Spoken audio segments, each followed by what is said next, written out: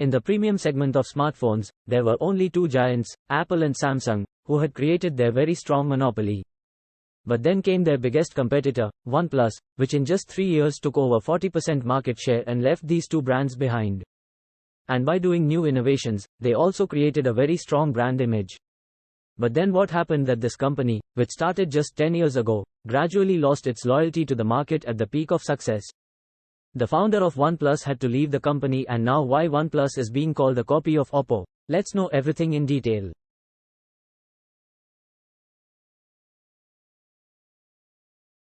So, the co-founder of OnePlus, Carl Pei, started working in Nokia company during his studies in 2010. After working there for 3 months, he left the company and joined Oppo. During that time, he saw many smartphones and understood their features. But he didn't get 100% satisfaction from any phone. He also noticed that if a phone's design is good, it gets marked in features. And if someone's features are good, then not the design. And if someone could fill both these criteria, then the price would be so high that no one could afford it. Seeing this market gap, Carl Pei decided to make a smartphone which is best in both design and features. Also, its price category should be mid-range so that maximum people can use a premium phone in budget. With these ideas, Carl Pei left Oppo. And with his friend P.T. Lau, he started a company named OnePlus, which means one step ahead of competitors. In the beginning, there were only 5 employees in his company. And they all used to sit in a cafe and discuss about projects. Now, Carl saw that all these employees had an iPhone. And because of this, Carl Pei quickly understood the main reasons why people don't want to use Android. He saw that poor build quality, laggy software, and security issues of most Android phones were troubling users. And they were not getting the experience that iPhone was providing. This is the reason why Apple created its monopoly even though it was over budget. But then what about those who can't afford iPhone? Realizing all this, Carl Pei thought of providing a great user experience like iPhone in Android in a sleek design and cheap. After a lot of strategies and market research, he kept his entire movement online instead of offline. Because in online, he could quickly create a large user base by spending very little on marketing. And then executing his plan, in December 2013, the founders announced their amazing slogan, "Never Settled."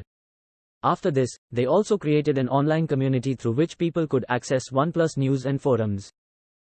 Although the company hadn't launched a single smartphone yet, people were still joining the community. Because people had an idea that the company was making a revolutionary product.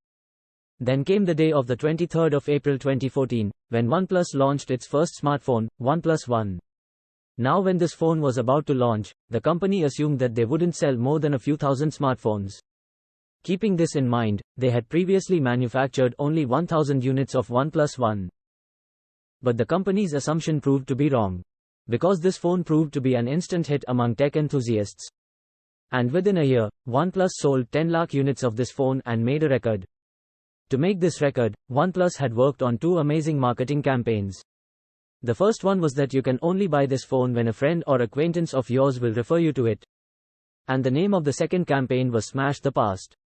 In response to this, OnePlus said that you should smash your old phone and make a video of it and upload it on social media. In return, we will give you a brand new OnePlus One smartphone for just $1. This campaign went so viral that in just a week, 40,000 people smashed their smartphones and uploaded their video on social media. And in this way, OnePlus's first phone proved to be a huge hit.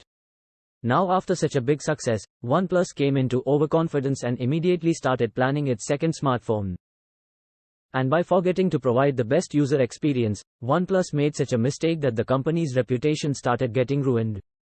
It so happened that the company selected the Snapdragon 800 series processor for its OnePlus 2 model, which already had a lot of heating issues. But the company thought that they would solve this problem through their software optimization. In this way, OnePlus 2 was launched on July 28, 2015, which was pre-booked by about 20 lakh people. But when they bought this phone, they started having heating issues. Along with this, there was an unresponsive fingerprint sensor, dual SIM selection issue, and many such problems faced by the user. And this was the reason why OnePlus 2 flopped completely. Now after this failure, OnePlus thought of entering the budget phone segment so that they can create an even bigger user base. For this, in 2015, they launched their third smartphone OnePlus X for just 17,000 rupees. It had 8-megapixel selfie camera, 13-megapixel main camera, 16 GB internal memory, and 3 GB RAM. But OnePlus forgot that this segment already has a lot of crowd, and here it will have to face very strong competition. And after facing some such problems, after OnePlus 2, OnePlus X also failed. Now after two major failures, OnePlus realized that people don't choose them for low-budget phones, but their demand is for premium phones in mid-range price. And then before making their next phone, they took feedback from their community and removed all the shortcomings. And finally, on the 14th of June 2016, OnePlus launched its fourth smartphone again in the premium segment, which was OnePlus 3. It had Android Marshmallow-based Oxygen OS software, fast charging, 3000 mAh batteries, 6 GB RAM, 64 GB internal space, and a good quality camera. And the price of this phone was 27,999 rupees, due to which it proved to be an instant hit in the market. And then the company launched another smartphone in the same year, OnePlus 3T. People liked its excellent quality a lot, because in terms of design and features, it was equal to phones like Google Pixel and iPhone 7. Until now, OnePlus was well aware that users expect a premium phone from them, even in mid-price. And somewhere, the start of OnePlus company was also done to fill this gap. Now the company got its purpose. While working on it, they launched more smartphones like OnePlus 5 and OnePlus 5T, which were much more attractive and handy than the famous Nokia 8, Moto Z2 Play and Xiaomi Mi Mix 2 of that time. Until 2017, it took over more than 40% of the market share in the premium segment of smartphones. And in just 3 years, this company started competing with big giants like Apple and Samsung. Until now, the company was performing quite well. But like other brands, during the pandemic, their sales also started decreasing. So the company thought that they are launching their phone in the premium segment. But in the pandemic, people have reduced their expenses a lot. So why not launch a budget phone again to increase sales, which people can afford as much as possible? And with this strategy, in 2020, they launched OnePlus Nord, with which they were successful in earning money. But the company's reputation was not the same as before. And neither were people seeing it as a competitor of Apple and Samsung. At the end of the same year, OnePlus co-founder Carl Pei also left the company. Because he felt that the smartphone market is far away from boring and innovation. That's why he started a brand new company, Nothing. And the reason behind this name was that he will make some fundamental changes in this market from the very beginning, which other companies are ignoring. After leaving Carl Pei's company, OnePlus got even further away from innovation and started losing its loyal user base.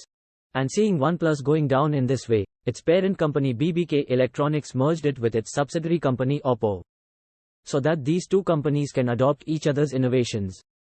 And then this year, OnePlus launched OnePlus Nord 2, which blasted India 3 times within 4 months. And the users got a lot of injuries. These blasts were also viral on the internet. And once again, people started losing trust in this company. Another reason for this disappointment of users was that, after merging with Oppo, OnePlus was becoming exactly like it. Both the features were quite similar. Even the design was showing a lot of similarities.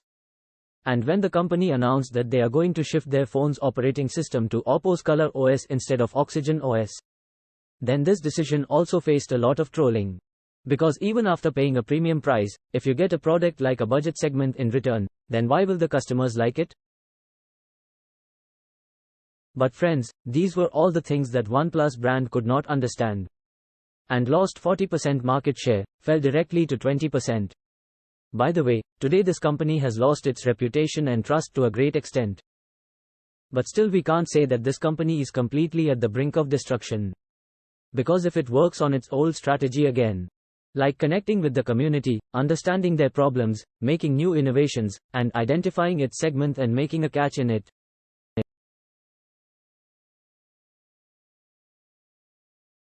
then no doubt it can succeed in getting its positioning back. By the way, what should OnePlus do to get back? Do tell us your opinion in the comments.